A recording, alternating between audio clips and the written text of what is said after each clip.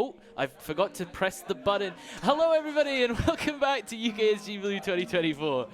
This event, we are raising money for Crisis. You can donate with the links below the stream. We'd also like to shout out BSG for their continued support. Now, it is time for Naloa, which I got right, by the way. You know, go me. He will be running I Want to Be the Destination. Take it away. Oh, boy. Woo! Alright, so we'll probably just get this started. We'll have more than enough time to talk while we're playing. So, do we do a countdown for the timer, or? Okay, 3, 2, 1, go. Woo! Alright, so this is I Want to Be the Destination. This first jump here is one of the harder ones. This is, in fact, an I Want to Be the Guy fan game. I Want to Be the Guy was a game that came out 2007. It was kind of trolley trappy and was a little bit the origin of like rage YouTube videos. If you don't remember it, the main one that you might remember is called I Want to Be the Boshi, which came out in 2010. Like probably one of the most well-known I Want to Be the Guy fan games. It's very famous and got speedrun a lot of times. Now, in a lot of old, why am I jumping like? A lot of older I Want to Be the Guy speedruns, I Want to Be the Guy fan game speedruns on marathons and stuff, generally people would give money depending on how many deaths that you have. I'm going to take the save this time. Normally it's because these games are like 5, 10, 15, 20 deaths. Destination's a little harder than most of those. So while those would have like 15 to 20, this game does add deaths when you press restart as well, even if I haven't died. This is going to take some getting used to with a different keyboard and stuff. This game would normally have 150 to 200 on a good run. Those runs generally don't try to have commentary going on, or, you know, different PCs, different keyboards and whatnot. And in a precision platformer like this, a different keyboard's going to make a bit of a difference.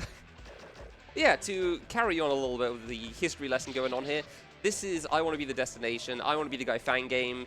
It was made by a Japanese maker called Carnival in 2012. It turns out there's a big Japanese fan base of I Want to Be the Guy. There are about 120 runners of the original game, which was very surprising to me, and I only learned that one recently. So, as you can imagine, when there's a lot of people that ran the game, there's quite a few that made them as well. So Carnival made this game in 2012. He was 12 when he made this, so if you enjoyed Boshi being 14 years old, enjoy Carnival being a 12-year-old that has made games better than you. And an interesting fact, this game is actually based on other games that Carnival made. If I went into the full history lesson, then obviously things would go very, very deep. Fan games have been around for about 17 years now. And there's fan games of fan games of fan games. The iceberg has no bottom, basically. If you want a good idea of two fan games that can really summarize just the range that we have of these things now, there were a couple of runs done recently at another event. One was called I Want to Be the Flying Spike, which was... oh, that's a new one. A game that's just like full of RNG and just out to mess with you at every opportunity and takes about 5 minutes to clear if you're good. And the other one was a game called Wanderfest 22, which was probably the best looking fan game we're ever going to have made. I say fan game, I do mean specifically I Want to Be the Guy. Obviously there's a lot of fan games of many games. Now, this game is a little on the harder side as well. If I ever stop talking, it's because I actually need to pay attention for a bit. I am still trying to get used to the window and stuff here. For the most part, as far as like speed strats go, though, it's a fairly straightforward looking game. A lot of I Want to Be the Guy fan games are very much just base controls of you can move left with left, right with right, jump with jump, double jump also with jump. And that's everything. Congratulations, you've learned how the game is going to work for the next hour. A lot of them aren't like too fancy or anything. There are a lot more nowadays with like fancy gimmicks and whatnot, but this one being in 2012, it was very, very on the basic side. Now, Carnival, to give a bit more history there, he was very inspired by a very, very popular 2010 fan game that you've never heard of called I Want to Be the Love Trap. Love Trap was a huge deal in Japan. Absolutely famous, and very much inspired many things from it. As is the way with, like, games as they go on, though, it's not direct inspiration at this point. It's kind of like, if you remember the Domino meme, it's like how for regular games you start with Super Mario Bros. And you'll end with Hollow Knight and God of War Ragnarok. Things tend to evolve a little bit over time, and it kind of leads back to the whole fan games are fan games are fan games thing. Here we got our first secret item. You may be wondering why I'm doing secrets. They are in fact required for this run. There will be 3 of them. That is why you'll see giant red arrows pointing out where those runs are, where the secrets are. If I don't get them after the first 3 stages, we are forced to just carry on replaying until we get them all. Right. That's the hard jump on this one. Gonna have to get used to the keyboard here. Where was I in my little spiel thing here? Had this whole thing like written out in my head, and I got to try to remember it all. So yeah, Carnival 2012. Yeah, 2010 for Love Trap. So Carnival very much was a big fan when he was like, I don't know, 5 or something of Love Trap when it first came out. And his first few fan games are very, very directly inspirational from that. But as time went on and he made more and more games, he managed to evolve his own style a little bit more. So while it's still, you know, very basic looking here with like moving objects and just a lot of spikes all over the place. I was 1 frame over. I'm really going to have to get used to this. I didn't think having a different keyboard was going to make such a big difference, but that one's on me. Didn't have room to pack my own anyway. So yeah, as I said, Destination's a little on the hard side. I'm struggling a bit more than I was hoping for, but fan games kind of start with medium difficulty and only get harder from there. And Destination is very much no exception with that. There's not really like an easy fan game. Like, how am I going early every time? If things go very poorly, I do have controls in here to just carry on through.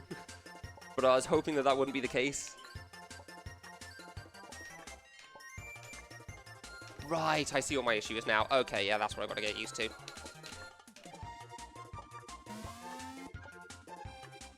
Okay, tap over, do the thing. There we go. Okay.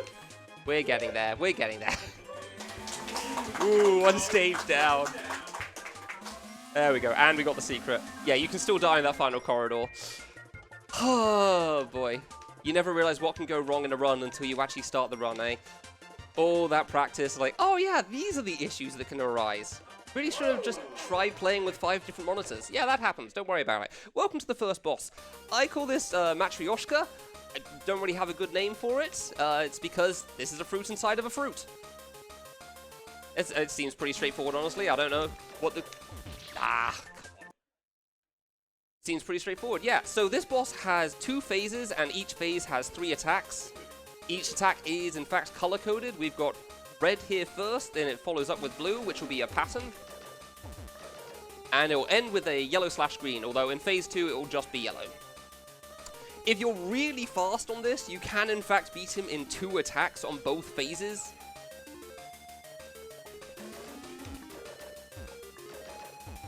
Unfortunately, I'm not very good at mashing normally, so my fastest clears of these will always have at least 3 attacks every time. At least for phase 1 as well, you've also got to be, like, while you've got to be very good at mashing, you've also got to get good RNG. Yeah, that's definitely slower on the damage than normal. This has probably got to be more like 5 or 6. Ooh, that's not nice. Oh, come on. Really? Alright, so everything's a little off. Gotcha. Oh, that one's just on me. So yeah, like I said, deaths are going to be very fast and furious when it comes to this game. If I'm having a good run going, it's generally around 150 to 200. As we can very clearly see, this is very much going to be over that. Oh boy. I did not expect the keyboard and monitor to affect me quite as hard as it is.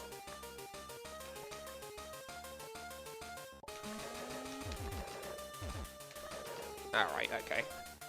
So yeah, the red attack here in both phases is completely RNG. Just goes wherever it wants, whatever speed it wants. Blue here is completely patterned, so you can stand still. Although obviously jumping up is a little scary. You got to be a bit careful in going through those. In phase 1, yellow and green is clearly just a ring here. Phase 2, it's a spray aimed at your position. Yellow-green here is generally fine in phase 1, but it can be a little scary. You get a bit unfortunate. There we go.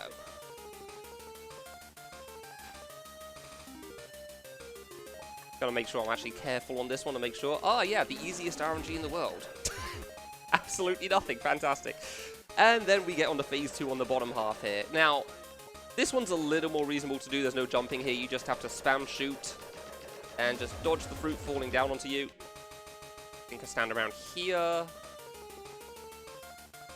there's one off. Fair enough. And try to two-handed mash as much as we can for this.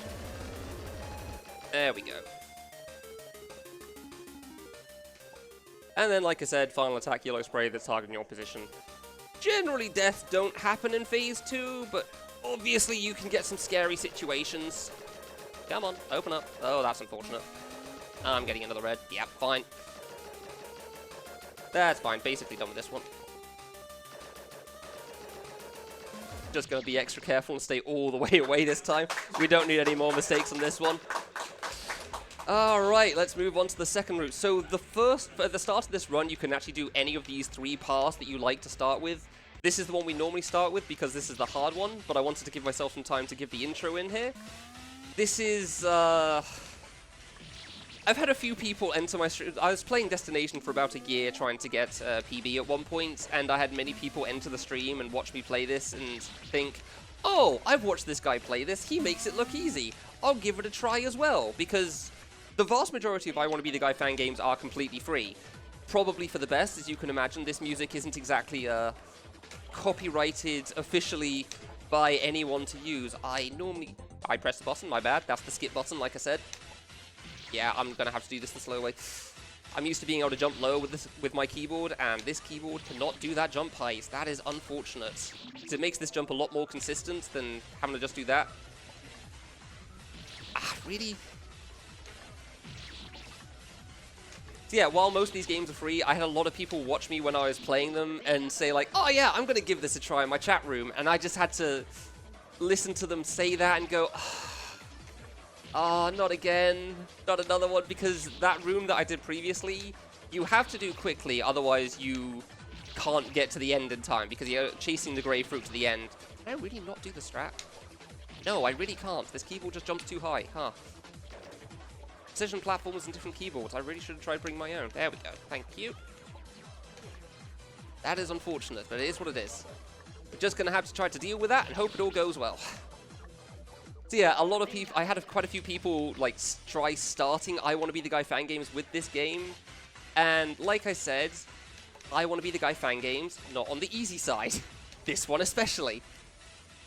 And they get to the second room after watching me speedrun it and get through it so quickly so many times and get completely walled. And then go, well, this was fun. I guess I won't be playing anymore. And it makes me a little sad because we do have a lot of really cool games out there.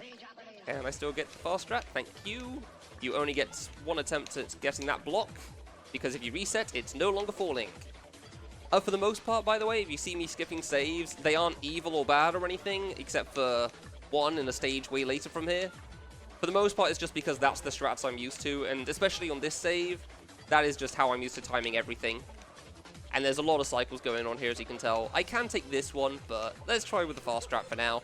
Nothing's gone wrong so far this run, so I'm sure carrying on will be perfectly okay. And it was nice. There we go. So yeah, I said it a while ago, but every game here is in fact based on another game made by Carnival. So this is actually like a medley game of Carnival games. He made games based on the things he'd already made. So the first 2 stages that I've done here were both based on his first game that he ever made, which I said earlier was very much inspired by something else. Each stage kind of has its own theme, like this one is very much a lot of moving spikes and cycles. It's also the one with the hardest secret because it's about 40 seconds long, and if you die on the backtrack, it Loses you a lot. So for this stage specifically, there's a lot of resetting and adding unnecessary deaths on just to make sure the cycles line up. And then making sure I don't jump before I hit the ground. I'm here. So yeah, because of that, if we have anything to read off, then feel free to go for it. Oh, yes, thank you very much. I knew there was a reason I didn't like apples. I knew it. Ugh. They're more like giant cherries. Giant cherries? Oh, okay. Well, fruit in general. Ugh. Yeah. We would like to thank BSG for supporting this marathon. They hold regular gatherings in Netherlands and have supported UKSG from the beginning by spreading the word and providing us with a channel to stream on in past events, among other things. Mark your calendars because BSG 37 is on November the 16th to the 17th, and it will be streamed at twitch.tv/BSG_marathon. Alright, coming up to the secret here. So like I said, this secret is very much on the long side. It's a giant auto-scroller in one way, and then you got to run all the way back for a button. Really? Okay. And it takes 20 seconds to run in a single direction, so as you can imagine, running that 3 times over takes quite a bit of time. Oh, we're not. We are screwing up the setup still. Interesting, okay. Sorry about that, let me just try to figure out what is going wrong with the controls. This is a mechanical keyboard, okay. So it is going immediately. I'm used to running on a membrane, so things are slightly on a different timing, I guess. One of those things that you can't really tell what's going to happen until you try things out, huh?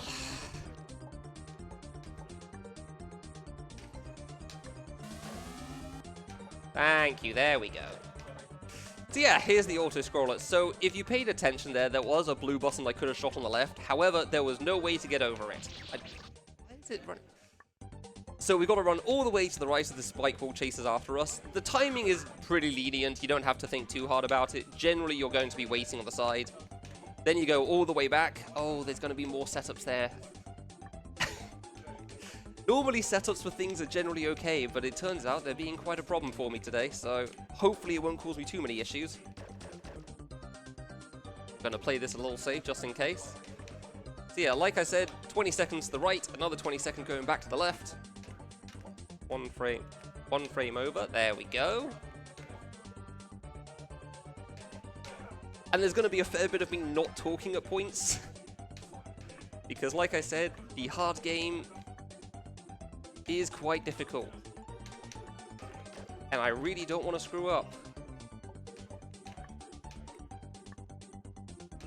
So even if it's not like, even if this section specifically isn't the craziest thing in the world, this top row is pretty straightforward.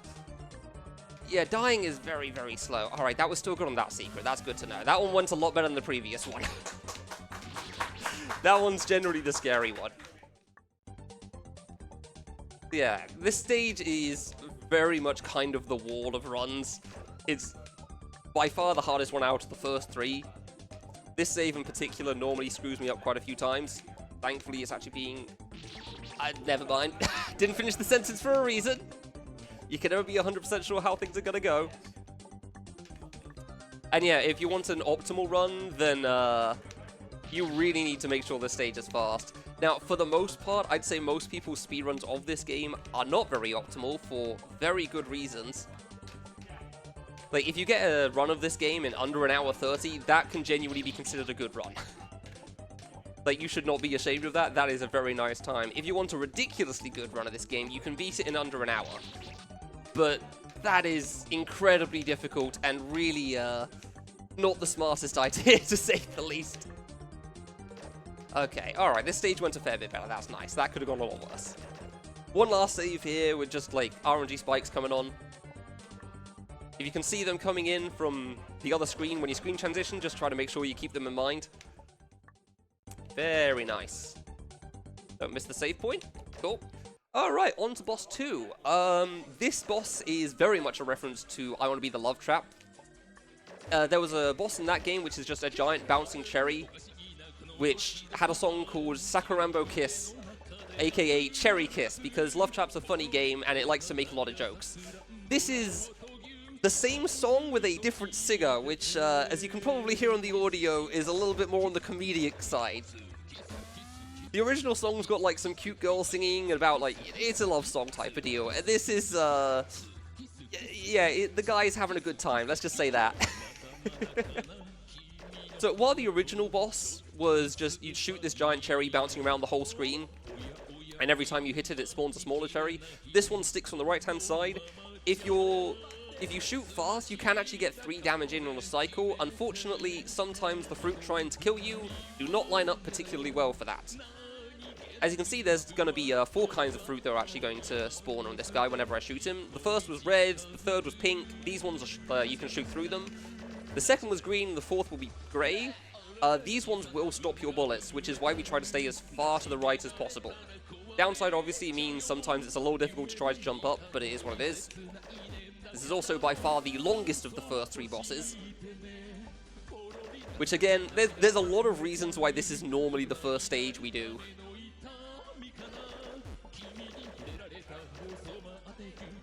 Hopefully by the end of the run I'll be a lot more used to this setup. I'd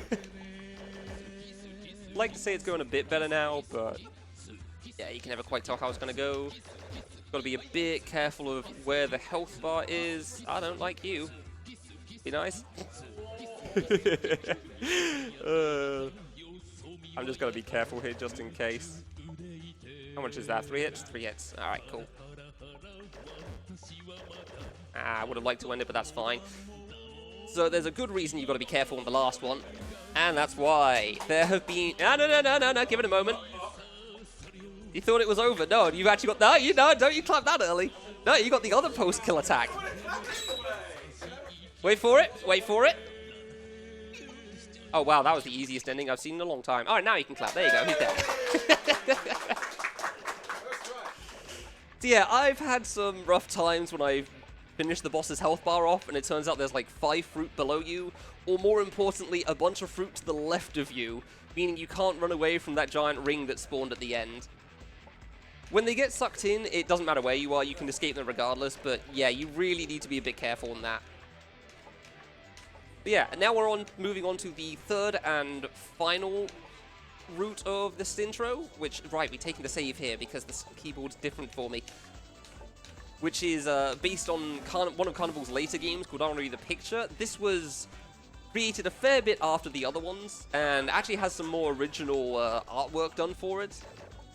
Now, reminder, again, Carnival made Destination when he was 12, so all these games that I'm referring to were made even before that point. I don't know how he managed to make so much in such a short time, because Love Trap was 2010 and this was 2012, but like, he'd put some serious work into how much he did. This is one of the hardest screens, so I'm actually going to try to pay a bit of attention on this. There's no lag when the song restarts, that's nice. Come on, get up there, thank you. Okay. The hard parts here being the top left thing and this drop here. Thank you. There we go. Alright, original pictures here. So yeah, Picture is a game which like everything was meant to be kind of picture book-esque. So all the artwork here was meant to be like fairly simple looking, but like it's kind of nice looking in its own way. Like it's got everything based on the sprites that we already know, the tile sets we already know. So as the brown blocks before, here's the green grass tile sets that we have in I Want to Be the Guy. You probably are thinking a little bit at this point that like you've seen a lot of spikes and fruit and not too many original artwork. That's just because we have some very like pre-made engine stuff, so there's some like certain things are just built into it and they're very easy to use, and fruits are very, very commonly used because of that. There's a lot of different colors of fruit, and unfortunately, and because they're just pre-built into the what we use as like our default, it means that like it's just very easy for everyone to just like drag and drop almost. Why did that go too far? And obviously they were pretty commonly used in I Want to Be the Guy as well, so it's just a very nice reference. Spikes, I mean, they're spikes. I mean, you don't really need to say much about spikes. If you've seen a video game which has platforming, there's probably spikes involved somewhere. Don't mind about the trap there, as long as you hug the wall, it's fine. So yeah, the picture stage does play out a little bit differently to the other two. While the other two were just straight lines, this one is going to the end, getting a key, and then going back to the start because there was a locked door there that we can't progress through without a key. I know that may come as a surprise to you. That is how this video game still works. It is just like most others. Ah, unfortunate. Yeah, these red things are always awkward for people. Whenever you get hit, whenever you're playing this, somebody always has a moment looking at these and just trying to figure out what in the heck is going on. But yeah, considering it's a backtrack here for the rest of the stage, if there's anything else to say on donations, then feel free to go ahead. Yeah, we have a $5 donation from Howling Mad Mike, who says, I want the handsome, slightly bowling guy to pick the music. P.S. Totally not biased. Thankfully, Tim is still winning in that, which he will now be getting all my donations after that comment from Howling Mad Mike. Good luck. This game is hurting my brain how hard it looks. I'm just going to leave you to it. Yeah, apologies. This is the easy part. What? Yeah, that's not a joke. There's a reason. There's some. Well, you saw me earlier. I accidentally pressed a button to skip through on the screens. That is the function I was hoping to not need to use for this run. But like, there's still other things I did build in just to be safe, which I was going to talk about once I get to them. Hopefully, this jump goes a little better. Hey, first try on that one. Nice. That's one of the jumps that's in actual speedruns. It doesn't look too complicated whenever you're doing things well. Thankfully, I've been dying quite a lot here. Like, it's a precision platformer, as it goes with any precision platformer. When it's done well, it looks like there's no challenge at all. And when it's done poorly, everything looks impossible. So I was hoping that it would go a little bit better, but the fact that I'm dying, it's nice to show off that, in fact, video games can actually be difficult. Alright, so I was speaking earlier that there are secrets that are required in this game. You can see the arrow in the top right. The reason we don't start with it there is because we actually need to open this door first. The arrow is pointing to another one of the yellow locks. That was a lot better than the first time around, thank you. So we do that first, now we can get this last secret. Sorry, no, second last secret. There are, in fact, 4. If you've been paying attention during the hub area, where I was going back and forth from the first and third stages, there was, in fact, a yellow fruit-looking icon at the top there. That one's a little special, and it's on the way to the next boss. So we'll be getting it right at the end. But yeah, like I said, so required secrets. Like I said, everything in this game is a reference to another Carnival game, so these secrets that are required are a reference to games that Carnival made called I Want to Meet the Ruka, which involves a character called Luca.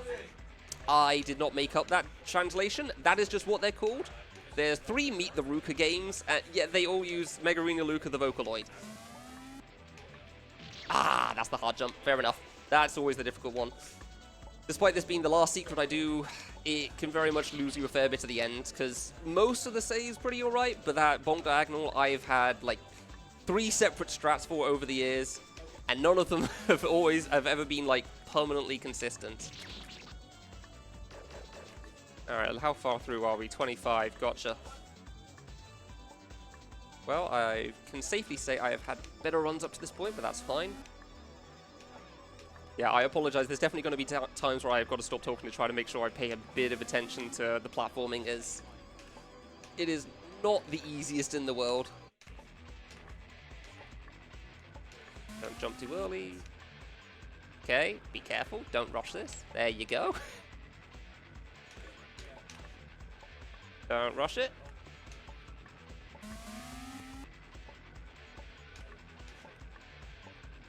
Hit the wall to be safe. Don't rush it. There we go. Okay, fantastic. Don't worry about the mouse. That is perfectly fine.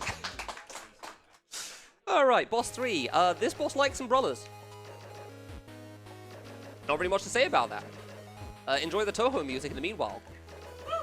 As you'll be able to tell, this boss will be building up over time. After a few hits per cycle, there will be a new umbrella. The last attack is going to be a grey wall that stops your bullets again. If you get good RNG, you can actually go to the right of the grey wall to be able to shoot the boss directly. However, it puts you very far to the right side of the screen, which is a little bit risky, as these red fruit also spawn from the far right side of the screen, and you don't know where they're going to spawn from. So firstly, if you're going to take that risk, you want to make sure that you've done a lot of damage on the other cycles anyway, and also hope that there's just nothing in the way. It saves you about 5 seconds, and if you die, you lose 40, so it's not Oh, okay, we'll take that. That was not what I was expecting. That was a really easy grey RNG. Thank you very much, game. All right, one-hand this. Come on, and click, and keep going. Not the worst. So yeah, that last secret item is a little bit of a funny. You can't actually pick that up manually. If you try jumping on the top route, there is in fact an invisible block there that will stop you from getting up, and there is no way to touch it. So you have to use the mouse. There is no indication. Welcome to I Want to Be the Guy fan games. Rules were a little bit different back then. This boss is Luca. Beat the Ruka series, like I said. This is an avoidance. There is no shooting here. If I shoot, it does nothing. She does not care about them. All I have to do is play the song out and dodge all the things trying to murder me for the next 2.5 to 3 minutes.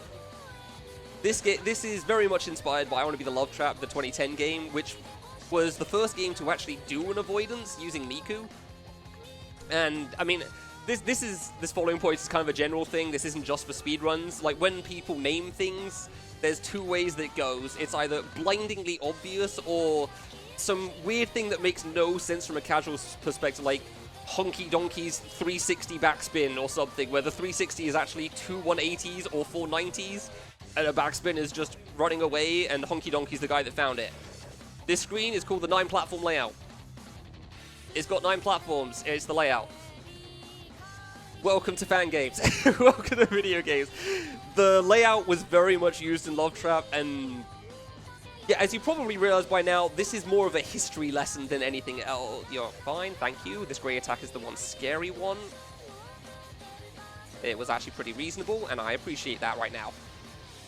There's 2 attacks in this fight that are scary. The grey one is that one because the bouncing fruit can be very unfortunate sometimes. The other one is the pattern coming up later, which generally causes people a lot of trouble in casual playthroughs, but obviously, speedrun, we know how everything works. I will have to be a bit careful, though. I do have a couple of audio cues, thankfully, to make it a bit easier time. There we go. Just for that climb. And then the rest is pretty straightforward. So as you can imagine, if I die at any point in this, it will set me back to the beginning. Which is why we try our very best not to make mistakes like that. I really thought I could make that. I shouldn't have risked that. I wanted to be far on the right. Alright, that mistake's entirely on me. Yeah, thankfully, that was such a dumb error. I don't know why I thought I could make that.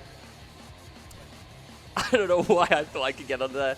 So yeah, you die, you've got to go back to the beginning. Thankfully, there is an in-game timer, so if things start taking a little bit too long, I can start getting a little bit more ahead of myself. Hopefully the end will go pretty cleanly, so it won't be too bad, though. I think I'm starting to get a bit more used to things. Ah, dear, that is unfortunate. I got too comfortable with myself there. That was definitely on me. On my side, that really looked like I was going to make it. Alright. So yeah, like I said, the 2 scary attacks here are very much the grey fruit, which will come up in a bit. I don't really have much to say about the rest of the fight, though. 9-platform layout was kind of the important thing. Like, as you can tell, Vocaloids are kind of a big part of the I Want to Be the Guy community at this point. Like, Love Trap was a 2010 game made mostly for Japanese jokes, but, like, it has kind of influenced everybody since. Because, like I said, the iceberg is never ending. Nope, you're not going for that one, thank you. The iceberg has no bottom. The fan games of fan games of fan games can go forever. If you try to find it, you will definitely find something harder. That was very nice as well, thank you. Like, as is the way with I Want to Be the Guy fan game, well, with, fan-made stuff in general, whether it be Celeste, Guitar Hero, or anything you can think of. When fans make something, it kind of starts at the level of the original and can only go up.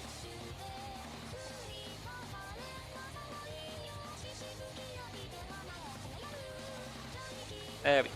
Oh. Again, still need to pay attention for that one, otherwise the climb's going to be bad. Let's not try to rush to the right this time. The exit's on the right side, and I really thought I could make it under. But we're not rushing it this time. We are going to take our time with these dodges. Okay, that was a lot easier, thank you. So yeah, we want to be by the feet. Want to be as close to those feet as possible. Come on, feet. Feet. Okay, we're gonna be safe. Fine. Unfortunately, no feet. That's a shame. I don't have a fetish. Shut up. It saves you approximately 3 seconds. Thank you very much. So yeah, as I was saying, if you want to try to find something harder, it's never impossible. This game, when it first came out in 2012, was considered like... This was like the big wall, as it were. If you could beat this game, congratulations, you're probably one of the best players around. It was almost, over 10 years ago now, wow. So, things have definitely progressed a little bit. I'd say this game's still considered pretty damn hard, even by today's standards. So even if you've got a lot of experience with I Want to Be the Guy fan games, this is still going to be quite a challenge. Now, come on. But if you want to get things that are more difficult than that, then the world is your oyster, to say the least. Now, saying that, we do still have easier fan games as well, as much as they don't tend to get speedran quite so much. So if you are just curious to learn more about I Want to Be the Guy fan games in general, we actually do have some web pages for that, because there's a lot of description to say. The baseline is a website called fangam.es/intro. So fangames with a dot between the M and the E /intro, and that'll give you some idea of like what these things are about. And if you're actually just curious to play these things, because like I said earlier, the vast majority of these are actually free. There's you can probably name all the ones that you have to pay for off the top of my head, like 5, 6 maybe. They want to screw that one up. Thank you very much. And so you can just download them, play it on your PC, and everything's good. And if you want to try starting something that's a lot more reasonable to play than this one, then we have a page called fangam.es/beginner, which has a bunch of free precision platforming. Not all of them are precision. Various different genres. Some of them are just like the platforming aspect, so you're just trying to avoid spikes, no moving objects or anything like that. Some are based on the funnies that you know from the original I Want to Be the Guy, and very emphasized on trying to mess with you and screw with your expectations. Some are just like the one that I just beat right there, just an avoidance. You just get a bunch of attacks, dodge to the music for a while. Hey, nice first round that jump, thank you. Don't worry about those spikes being invisible. There was actually a hint for what those spikes were. It is actually a mirrored version of the spikes in the middle row. First couple of saves in this section is hard. All of these sections right here, by the way, after the avoidance that I did, is based on another fan game by Carnival called I Want to Be the Heaven Trap. This game was a lot more based on I Want to Be the Guy than I Want to Be the Love Trap stuff, and was also very, very popular in Japan. There's quite a few speedruns of that as well, but I'm not entirely sure on the number. I did say earlier, by the way, there's going to be exactly one save I'm skipping because I can't get it. That will be this save here, so you've just got to do the long route around. You just have to do 2 screens without dying. What could go wrong? So as always, if I stop talking, yeah, that's saved. There's no way. You can try your best. You're not making it there.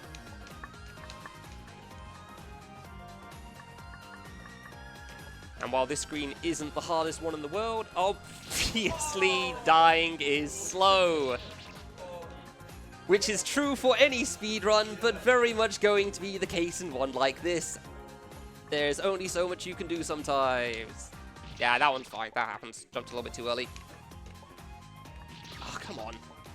This is very much the long save and snow stage. If there's any save you really don't want to die to, it is long ones.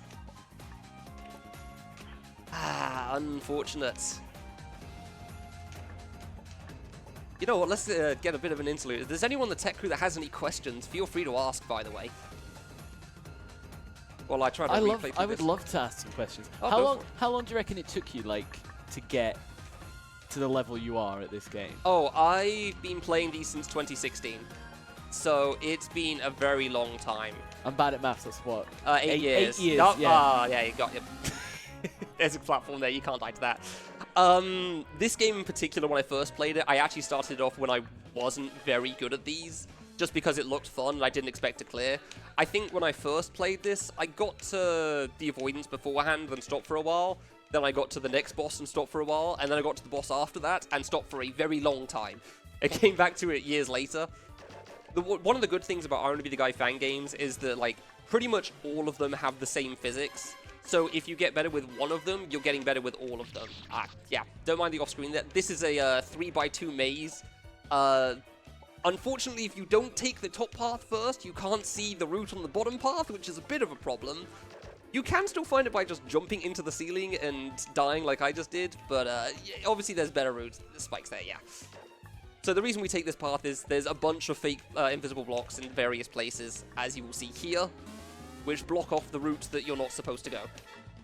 But yeah, to carry on, like, I played these for 8 years. I wouldn't even consider myself close to one of the best I Want to Be the Guy fan game players. There are, again, as is the way with any community, there are some absolutely cracked players out there that just make everything look easy. Like, I could struggle on something for, like, what, 10, 20 hours, and they'll go in and like, oh, half an hour, that sounds nice, yeah, sure. That sounds like a nice little break. Alright, this jump's actually one of the hard ones. This area you can normally do death... Oh, second try, okay, yeah. Round of applause for that, please. Thank you. That one can be a lot worse. Alright, Devil Kid. Welcome to Devil Kid. Boss, obviously, from I Want to Be the Heaven Trap. This guy has 5 or 6 phases. I don't really think about it too hard. It's split into a set of 5 attacks each time.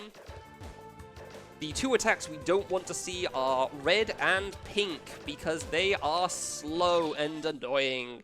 Every attack color has its own behavior here. Red is obviously targeted, and spawns a lot of fruit. As you can see, it slows you down quite a lot, which is why you don't want to see red as much as possible. This was the one boss I was worried about the most, because the ending is quite difficult. Yeah, blue curves down, yellow curves up, green spawns above you and targets you.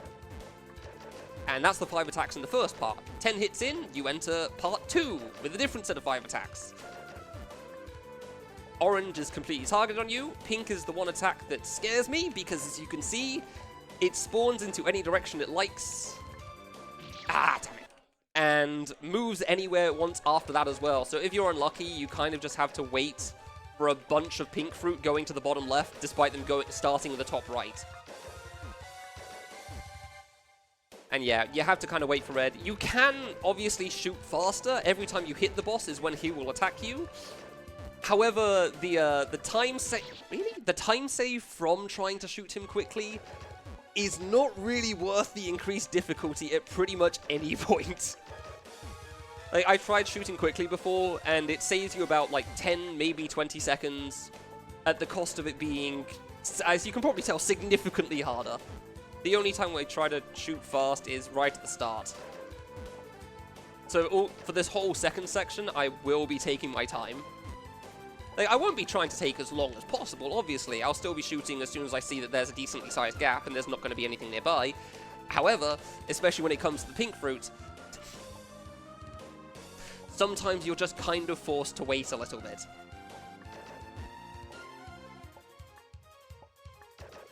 So yeah, 10 attacks of this one. After we've hit 10 hits here, we get to go back to a combination of the first 5 and the second 5 here.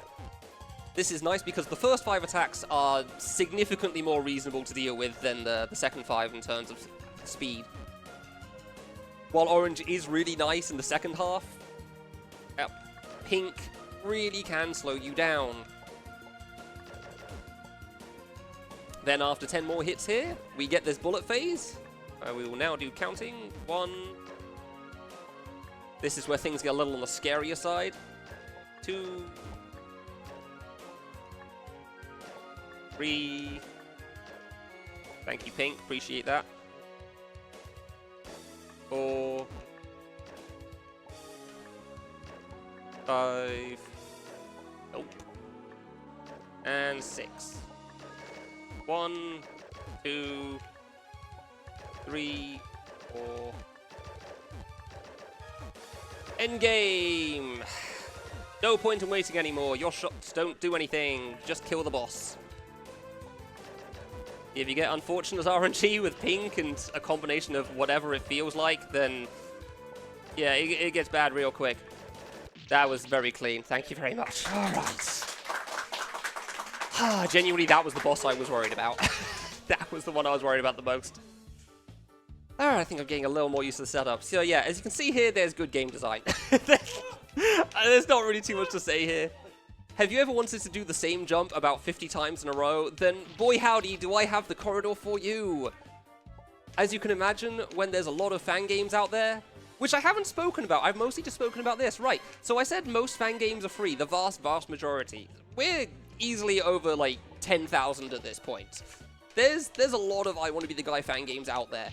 As you can imagine, when anyone can make anything, just like YouTube videos or whatever you can think of, a lot of them are not what you need to play, to put it politely. But also, when you have 10,000 of something, there's a fair bit of good stuff there. There's a fair bit of good things. Like the beginner page, like I mentioned before, is very much a good place to start. The game I mentioned before as well, Wonderfest 22, is also... Oh, first try on that one, nice. Also very, very good. A little on the harder side, but very much beatable, like, if you want to put the time in. Again, reference to an older Carnival fan game here. This was the major fan game that came out before Destination, called I Want to Be the Crimson. In this stage specifically, this is going to be just like the pure platforming. There's no funny business going on here. It's just everything is just hard jumps. If you know setups for things, it's generally alright, but the difference between a good Crimson stage here and a bad... Oh, first try on that one. A bad Crimson stage can be a matter of minutes. Like, a good Crimson stage, my goal of this is a little bit under 2 minutes. My worst runs can be like 6 to 7. Depending on how things go. Thankfully, I am a lot more used to the keyboard and the setup now, which this was kind of the place that I was very much going to have to worry about that if things went poorly. But like, regardless, I said at the start of the run, this game's generally something that has like 150 to 200 deaths if things go well. After you get past the Heaven Trap boss, this is kind of where your death count is about to skyrocket. Like, this sort of platforming is very much where you're going to die a lot. Nothing is easy, and... I mean, you can tell because they're all short saves. It's short, but, like, fast. Like, the biggest save that I worry about in this stage is, in fact, the next one here, because it's by far the longest one. There we go. And even then, it's still only, like, 5 or 6 jumps, but when most saves are 2 to 3... Let's see if I can get this spot correct. Hey, very nice. Yeah, I've lost a lot of time on certain saves specifically. When you speedrun a game for long enough, you start getting a relationship with certain sections. So even when you have like a really good run going, all you can think of is like, I really hope that one guy's not kind of mean today. Sure hope he's nice. Giving a personification to a save point that does not care about your feelings. Ah, this save's a hard one as well, but that's fine. So yeah, this is the Crimson stage. It's only 4 screens long, so it's fairly short overall. Oh, come on. Just jumping a little bit too early every time. How we're looking? 44, yep. Oh, come on.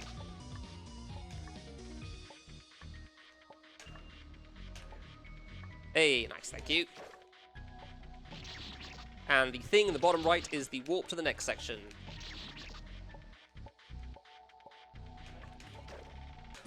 Not too much to say about the rest of this as we close out, so anything else needed to be said on the tech crew? Yeah, we've got some donations here. We've got a $10 donation from Schultzer who says, Destination in a marathon?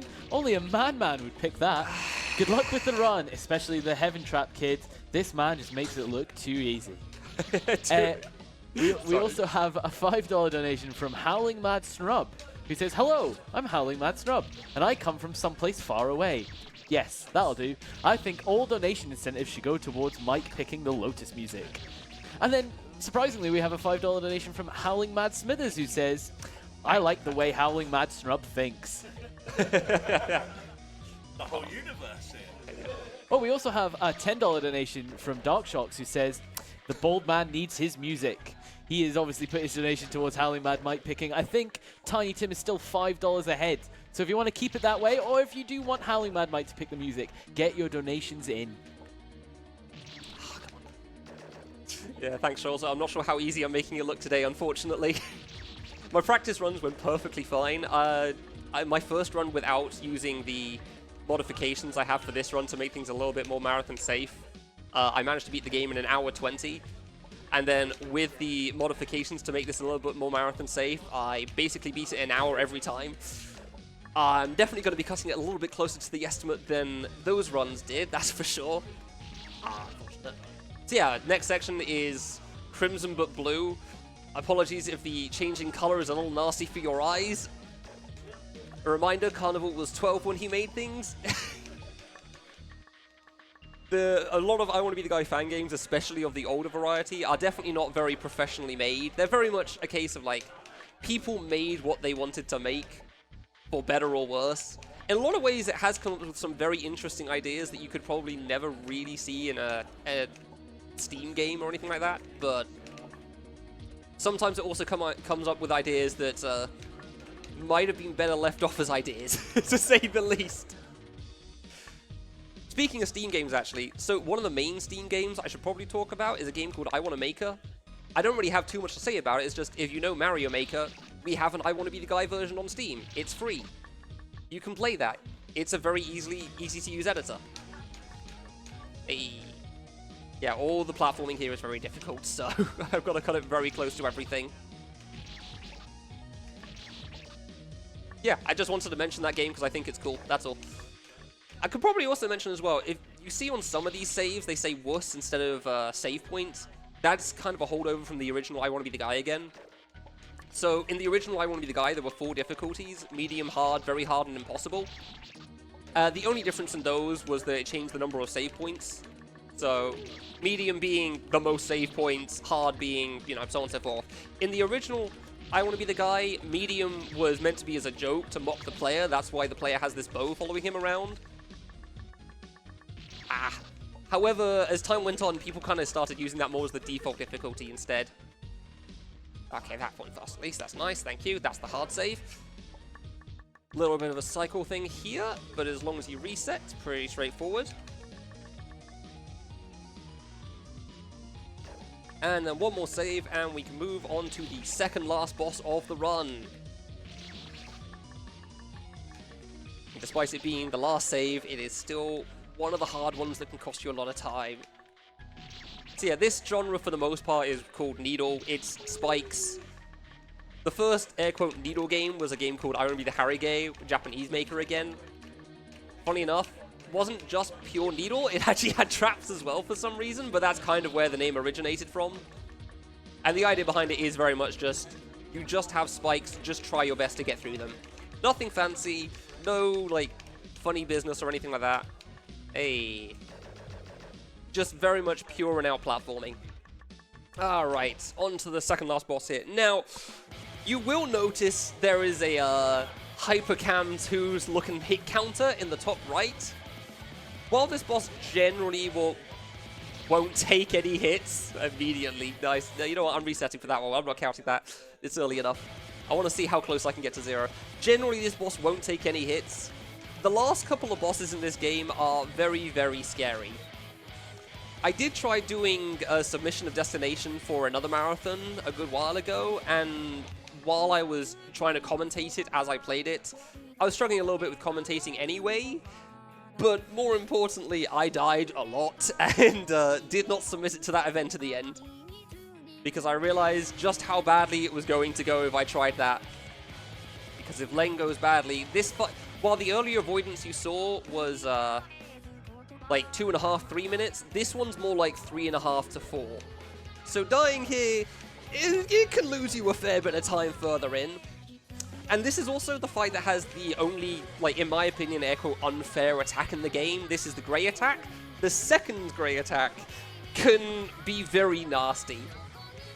Like I said a moment ago, these games are very amateurly made. We're kind of just doing what we want and seeing how it goes. And as is the way with it, there's generally not... Sorry, orange is the hard attack, so I might stop talking for a little bit. There are 2 orange attacks. They are both the difficult ones. Okay. Cool. So yeah, very amateurly made. In a lot of games, you tend to get like a grab bag or something of like RNG, so you know, it will spread itself out over time and it will make sure you get everything. For a lot of these, it's very much just like, spawn the objects. Where are they going? I don't know, we'll find out. Let's see together, shall we? Let's see what happens. So, in a lot of cases, this can mean that sometimes you'll get, like, the easiest dodges in the world that you've ever seen, and occasionally you might see hell unleash. Ah, unfortunate. Grade 2, yeah. I think that one was actually one of the more reasonable ones. I'm not even joking, that thing can be crazy. It can be completely free and it can be very, very hard. I think there was a better dodge on that one, but unfortunately I didn't see it in time. So yeah, as the way of avoidance, there's a mix of pattern and randomness. This is obviously a pattern with a giant line just chasing me. Len here is very much, again, a reference to Carnival's older games still. Len was the boss that Carnival used to replace Miku in a lot of cases. He has 3 separate games with Len avoidances. Orange 2, I'm going to have to pay a bit of attention. This is a mix of pattern and RNG. Nope, nope. Ah, that was actually brutal. And that is exactly the problem here. So you try to get as far over as possible. I could not see a way to go left early there. That's why there's a hit counter. Because unfortunately, if I died a few too many times this, it would lose you a fair bit. And this isn't even the longest fight in the game, so it's a bit of a shame, but it happens. It is what it is. 2 hits still isn't terrible. The only places I took hits was the 2 hard attacks anyway, so yeah, reasonable enough. Moving on to the final stage now. This screen here is a little bit of just a remix of everything in the game, as you can see from these tiles. All the sprites here. And then we'll move on to by far the longest stage in the game, called White Stage. You will be able to figure out where its name comes from. Like I said, you either get blindingly obvious names or some fancy thing you've never thought of before. Can you guess where the name comes from here? You remember the title screen song? We get that back just for a little bit now. On this screen without any way to die whatsoever. Hey. I'll just let you enjoy the chill music before we move on to the rest of this. We're looking on time. Yeah, it's going to be cutting it close, but doable. Alright, cool. No ending chokes, thank you very much. Didn't have to do everything there again. Alright, final stage. I don't have a huge amount to say about this. It's very much what you've been seeing so far.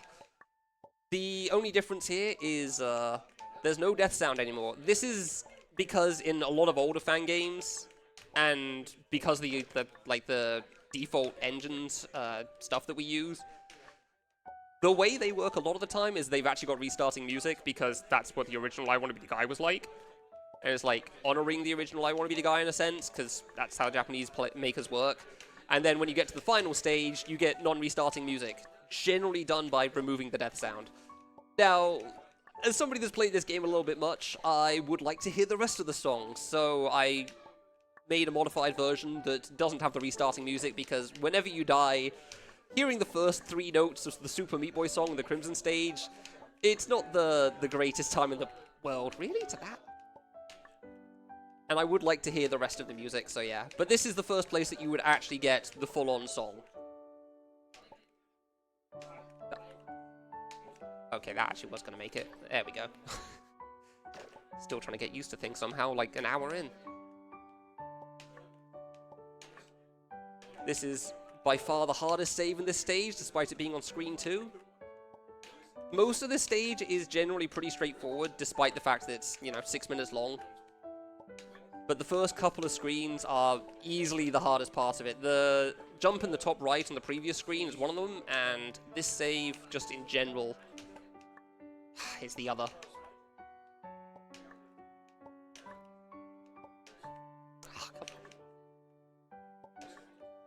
So yeah, as I clearly don't have too much to say, is there anything over on the tech crew again?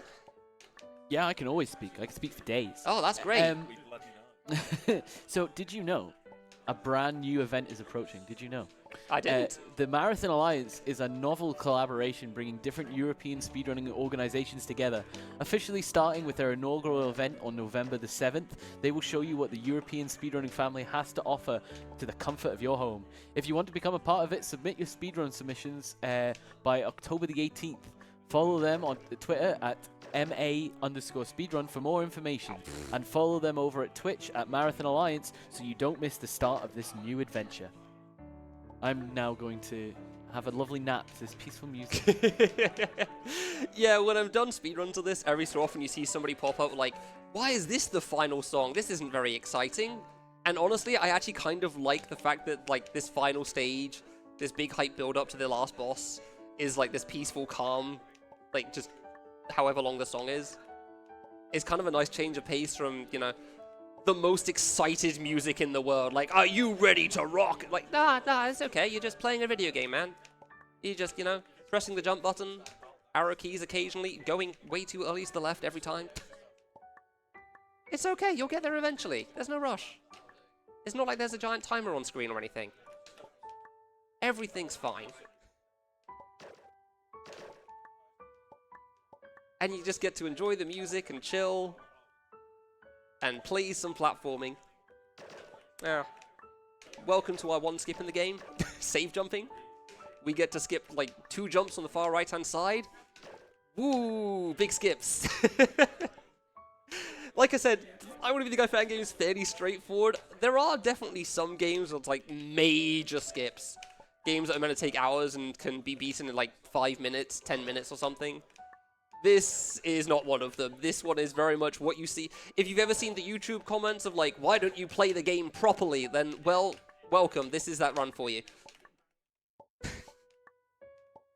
Like, the skips we have are, on one stage, I skipped a single thing disappearing, and here, I used the save to jump up a little bit higher than normal. Ah, that's too far over. Ah, bonk. Too far over. Fair enough. So yeah, I'd say an average stage for this one is around 7 minutes, but my best is around a bit under 6. So it is by far the longest stage in the game. So even if you do get past the hard stuff quickly, as you can see, there's a lot of small things on the way that can screw you up.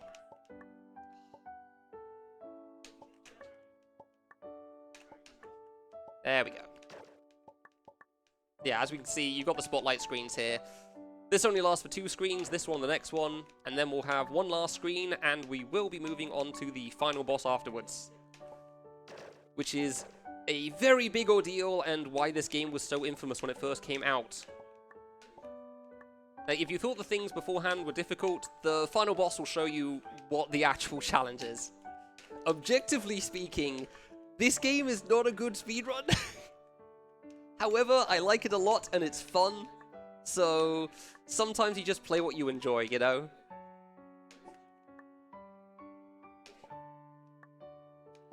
I felt really heartfelt with this music behind it. Yeah, I Like, did, actually. Does everyone just sit and chill and just tell each other about why we love video games? Yeah, what was your first video game? My first video game was Luigi's Mansion. Oh, that's a good choice. It was my first speed game as well. Oh, nice. Yeah, I can't remember what my first video game was. It was such a long time ago now. I remember playing Crash Bandicoot on the PS1, and the only way I made progress was by using the super password. I could not play that thing legit to save my life. I was terrible at that game. Oh, come on. This is one of the hardest saves, so I understand why it would take a while. Yeah, final screen here. While the early stuff is generally the hard parts... okay, never mind. Sometimes it really looks like you're going to make a jump and you just don't quite. Come on. It's been a nice lesson for remembering the differences in setups too early. Way too early. This save is definitely... like, the last jump on this one is kind of one of the harder ones for me as well. I do have a pretty good method of getting through normally, but... for some reason, it keeps barely missing at the moment. These are definitely new ways of me dying to the end there. There you go. It's so obvious when you get through as well. But there's nothing you can do to save it. You press the double jump button, you jump as high as you can, you hope it works out. Come on, there you go. Oh, barely too early. Whew. I'm going to have more than enough time to talk about the final boss as we get to final boss. As you can imagine, it does also have the hit counter. Final boss is actually the big reason why I added the hit counter originally. Len was one that I thought would go okay. Yeah, this is the long save. Just because of the walk up to it every time. Hey, nice. Okay. Alright. Could have been a worse white stage, not too bad. Going to be very slightly overestimate, for which I apologize.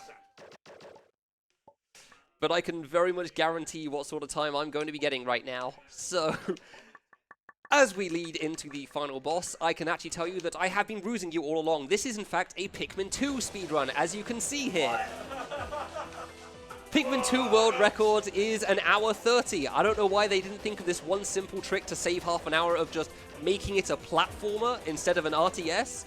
But hey, considering the difficulty and how much I've been struggling so far, maybe it was just a bit too much for them, so they decided to stick with the genre that they know, just to make sure they could actually finish out the runs. So yeah, as you can tell, this is very much like a hand-drawn version of the Pikmin 2 final boss. This boss is 6 minutes long. There are no exceptions. This is why this game is, in my opinion, objectively speaking, not the greatest speedrun in the world. It's a 6 minute long boss at the end of an hour to an hour and a half long run.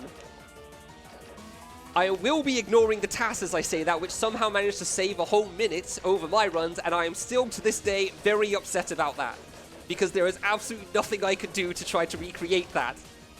The way that works is it shoots the spike at the right time, and you can get a 4th hit in per cycle, but if you're a normal player, you will get 3. Like, the timing window for getting a 4th hit in is something I have never seen someone do, but, like, I wouldn't be surprised if it's happened. It's just, it's very, very... It's not very, like, consistent in any way, shape, or form. To explain the actual boss itself, this boss has 4 colors, as you can see so far. Each color has 2 attacks. Each color has 10 health per attack. As you can get like 3 hits in per attack, yeah, this is why it takes 6 minutes long. Each attack generally has a targeted part and a random part, except for purple, both 1 and 2. Purple 1 is the targeted part, so you can see here, and just like the spiral. Red 2 here. The scary attacks are generally blue 2 and yellow 2. Those ones are the ones that are kind of infamous for causing people trouble when everyone plays this casually. However, as you can understand, this is the big reason why I added a hit counter, because in any event, if you have a 6 minute boss and you die 3 minutes in, this is not going to end well for your estimate. Now, despite saying that, I will say this boss does feel more consistent to me than Len does. Yeah, the color changes are a bit blinding sometimes. There's not really much I can do about that, I'm afraid. Like, Grey 2 is by far the hardest attack in Len, and can give you a bit of trouble. Everything here is very much fair, despite the fact it can be difficult. I'm really getting blue too late. I will say, despite this fight being a 6 minute long thing, you can actually save time on it to the realm of like 10 to 20 seconds. It's not going to be a huge amount, regardless of what you do. The method of saving time is get lucky. Congratulations, you saved time. So the way that works is because each color has a set length for its iframes, for its invincibility. If you get the same color multiple times in a row, you just can't get your 3rd hit off every single time. So optimally, it will swap. Is yellow 2, blue 2 a good transition? Ooh, this might be nasty. Optimally, it would change color every single time. However, as you can clearly see, Destination does what Destination wants, and so 2 of them are just decided to die, and the other 2 are almost at full HP. There is nothing you can do about it. But if you get good luck, you'll save a little bit of time for the ending. Obviously, if you're actually trying to do a run here, go to 1 still, then you're not really too concerned about saving time. You're mostly just thinking about trying your best to close out the fight without getting hit.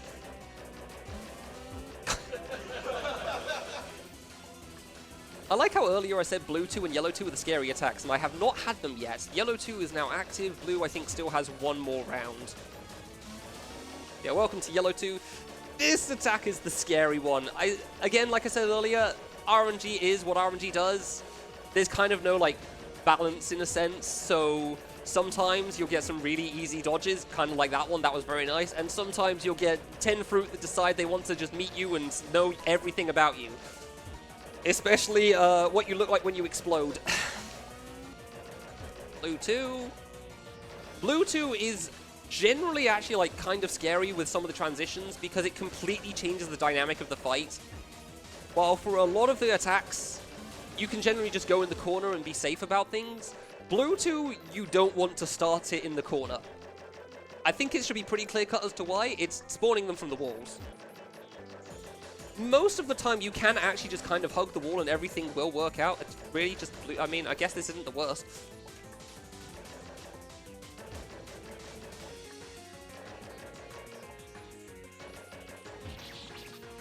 Alright, well, I mean, I'll take that. That makes the transitions between attacks easy for me. Yeah, generally you can hug the walls on blue and it'll be okay. Occasionally, obviously, you'll get one spawn right next to your face and be sad.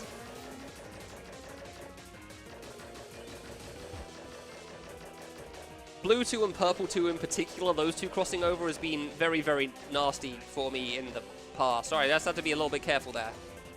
Alright, White Phase, final part of the boss. Spike speeds up, you got to be careful of that. I didn't even speak about if you get unlucky on some of the attack transitions, you got to be very careful when an attack dies. Otherwise, you will get a second attack at once.